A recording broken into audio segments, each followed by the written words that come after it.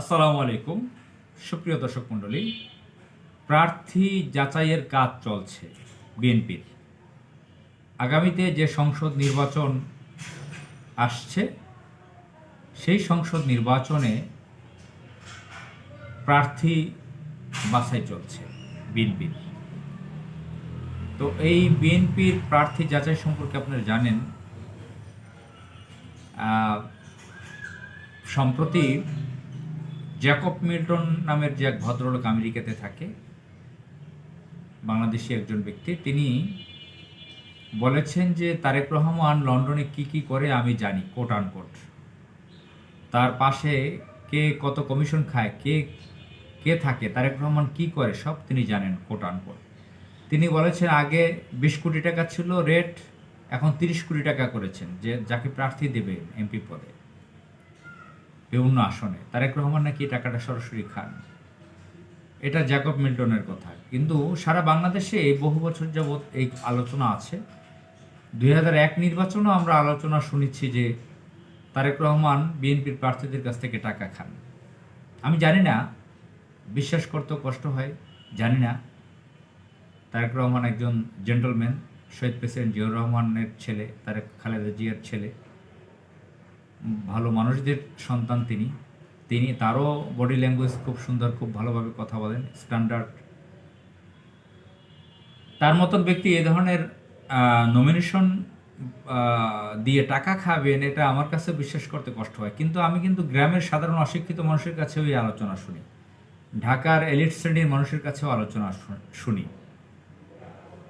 বিভিন্ন সোসাইটিতে আমার চলাফেরা রয়েছে, তো সেখানে আলোচনা শুনিতে তারেক রহমান এই নমিনেশন, তারা এটা বলে নমিনেশন বাণিজ্য। তো এখন জামাত ইসলাম সব জায়গায় সম্ভাব্য প্রার্থী প্রাথমিকভাবে দিয়ে দিয়েছে 300 আসনে প্রায়, বিএনপি দেয়নি। এখন বিএনপি, আপনারা জানেন, প্রতিটা আসনে 10 জন 12 জন বা 5 জন 7 জন করে প্রতিদ্বন্দ্বী আছে, গ্রুপ আছে বিএনপির, কাকে রেখে কাকে দিবে। তো এখানে বিশাল একটা ব্যাপার টাকা খাওয়ার। যদি যারা টাকা দিবে তারা মনে করে 30 কোটি টাকা যদি দিই, 30,000 কোটি টাকা কামিয়ে নিতে পারবো লুটপাট করে। সেই সেই সিস্টেম এমপি হলে আছে, সেটা পাওয়া যাবে। বিএনপি তো ক্ষমতা আসছেই। এখন বিএনপি কি সেই কাজটা করছে কিনা?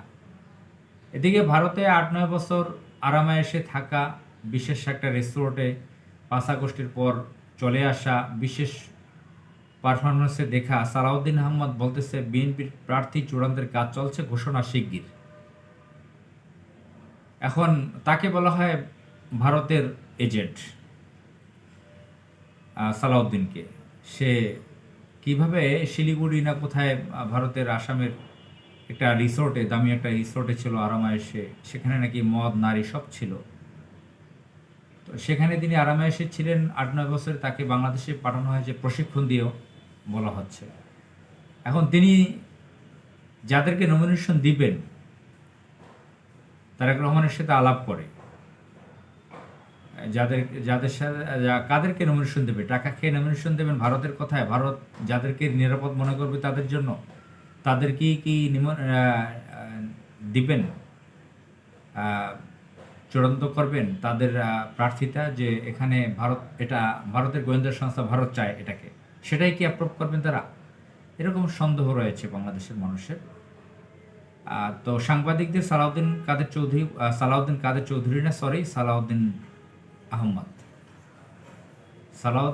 চৌধুরী তো শহীদ সালাউদ্দিন কাদের চৌধুরী, তিনি একজন অনেক প্রভাবশালী ব্যক্তি ছিলেন।